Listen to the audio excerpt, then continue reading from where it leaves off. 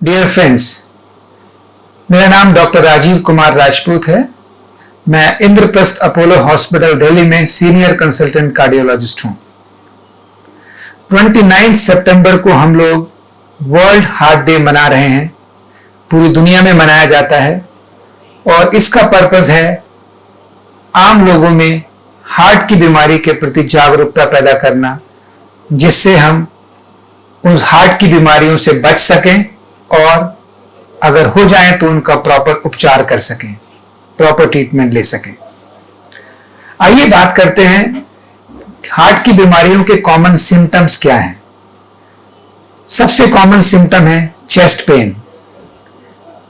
अमूमन तौर पर जो टिपिकल एंजाइना पेन होता है वो चलने से होता है, फिजिकल एक्सरसाइज से। किसी भी फॉर्म में अगर आप एक्सरसाइज कर रहे हैं, सीढ़ियां चढ़ रहे हैं, स्पेशली खाना खाने के बाद ब्रिस्क वॉक कर रहे हैं या कुछ भी मैनुअल एक्टिविटी कर रहे हैं और आपको चेस्ट पेन होता है और जो रेस्ट करने पर रुक जाए, ये टिपिकल एंजाइनल पेन होता है। हार्ट अटैक का पेन डिफरेंट होता है। ये रेस्ट पे हो सकता है, बहुत सीवियर होता है, लेफ्ट साइड में होता है और देखा गया है कि इसमें सीवियर स्वेटिंग, घबराहट, बाएं हाथ में जाना, कमर में जाना और बेहोशी तक भी आ सकती है। सांस फूलना, धड़कन होना और हाथ पैरों में सूजन आना भी हार्ट की बीमारियों के लक्षण हो सकते हैं। लक्षण बहुत वेरिड हो सकते हैं। मैं ये कहना चाहूंगा कि अगर आपको कुछ भी सिम्टम्स हैं जो अनयूजुअल हैं, तो आप उसकी डायग्नोसिस खुद ना बनाएं, अपने डॉक्टर के पास जाएं और उनको अपने सिम्टम्स बताएं। Let him make your diagnosis and don't be your doctor yourself. हम लोग हर वक्त ऐसे बहुत सारे पेशेंट देखते हैं जिनको कि सिम्टम्स होते हैं और जो उन्हें गैस का समझ के या किसी और वजह का समझकर डॉक्टर के पास नहीं जाते, और जब हमारे पास आते हैं तो हम उन्हें बताते हैं कि भाई आपको अटैक हुआ है, ईसीजी और एको से कंफर्म होता है। सिम्टम्स बहुत वेरिड हो सकते हैं, अपने डॉक्टर से मिलें। दूसरी चीज यह है कि अगर हार्ट के सिम्टम्स हैं तो क्या क्या टेस्ट हो सकते हैं। सबसे सिंपल टेस्ट है ईसीजी। फॉर्चुनेटली हर जगह अवेलेबल है, महंगा नहीं है और सभी डॉक्टर्स उसको पढ़ना जानते हैं। ईसीजी कराएं। हाउएवर, यह बात समझने की है कि अगर ईसीजी सिम्टम्स के वक्त किया जाए तो उसकी डायग्नोस्टिक वैल्यू ज्यादा होती है। अगर आपको एंजाइना पेन हुआ और आपने अगले दिन जाकर ईसीजी कराया और ईसीजी नॉर्मल आया तो उसकी कोई खास वैल्यू नहीं है। बिना सिम्टम्स के ईसीजी तभी गड़बड़ होता है जब हार्ट अटैक हो जाता है, उसके अलावा नॉर्मल हो सकता है। एको एक टेस्ट है जो हार्ट के फंक्शन के बारे में बताता है, हार्ट के फंक्शन के बारे में बताता है, हार्ट अटैक के बारे में बताता है, वेल्व्स की कंडीशन के बारे में बताता है। यह भी हर जगह अवेलेबल है, बहुत महंगा नहीं है और अपने एक्सपर्ट से सलाह कर जरूरी है तो एको कराएं। तीसरा टेस्ट है टीएमटी, स्ट्रेस टेस्ट। यह भी हर जगह अवेलेबल है और 90% केसेस में इससे डायग्नोसिस बन जाती है कि ये पेन और ये सिम्टम्स हार्ट के हैं या नहीं।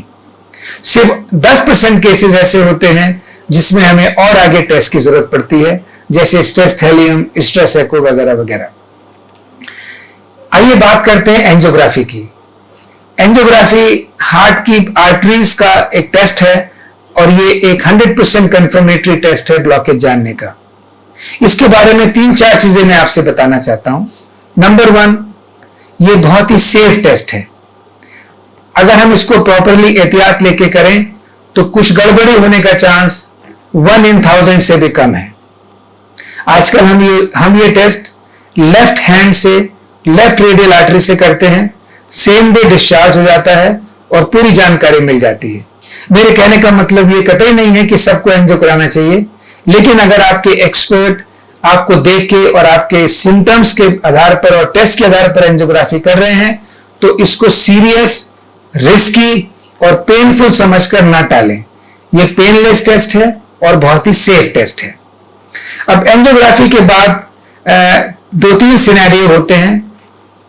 1/3 केसेस में आपको डॉक्टर एडवाइस करते हैं कि आप मेडिसिन पे रह सकते हैं और बहुत ही सेफ और इफेक्टिव मेडिसिन आजकल अवेलेबल है। कुछ केसेस में एंजियोप्लास्टी या स्टेंट लगाने की जरूरत पड़ती है, और उससे भी कम केसेस में 20% केसेस में बाईपास की जरूरत पड़ती है। आइए बात करते हैं स्टेंट्स की। स्टेंट्स एक मेटल के पीस होते हैं जो बलून की विधि द्वारा ब्लॉकेज के स्थान पर फिक्स किए जाते हैं ताकि उसमें दोबारा ब्लॉकेज ना आए। आजकल जो ड्रग एल्यूटिंग स्टेंट्स अवेलेबल हैं, अगर हम उनका ठीक से इस्तेमाल करें तो ऑलमोस्ट 70 to 80% ब्लॉकेजेस एंजियोप्लास्टी और स्टेंटिंग के द्वारा फिक्स किए जा सकते हैं। यह एक टेम्पररी सोल्यूशन नहीं है। 90 to 95% केसेस में यह एक परमानेंट सोल्यूशन है और इसके बाद मरीज को कुछ कराने की जरूरत नहीं पड़ती।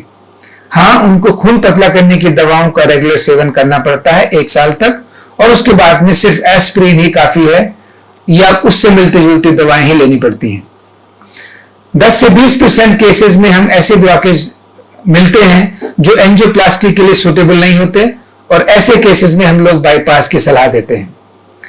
पिछले 2 दशक में बाईपास में भी अभूतपूर्व प्रोग्रेस हुई है। आजकल हम ऑफ पंप सर्जरी करते हैं जिसमें मरीज के हार्ट को रोकते नहीं हैं और बीटिंग हार्ट पे सर्जरी करते हैं। इससे रिकवरी टाइम बहुत कम रहता है। अमूमन 1 हफ्ते के अंदर सारे मरीज घर चले जाते हैं और 2 से 3 हफ्ते में patients can resume there normal activities whatever they were doing. हाँ, उसके साथ sugar control, blood pressure control, smoking control और कुछ दवाएं रेगुलर समय तक चलती हैं। आजकल बाईपास इतना सेफ हो गया है कि 99% लोग अपनी नॉर्मल प्रोडक्टिव लाइफ लीड कर सकते हैं बाईपास के बाद और एक स्वस्थ जीवन व्यतीत कर सकते हैं। Thank you.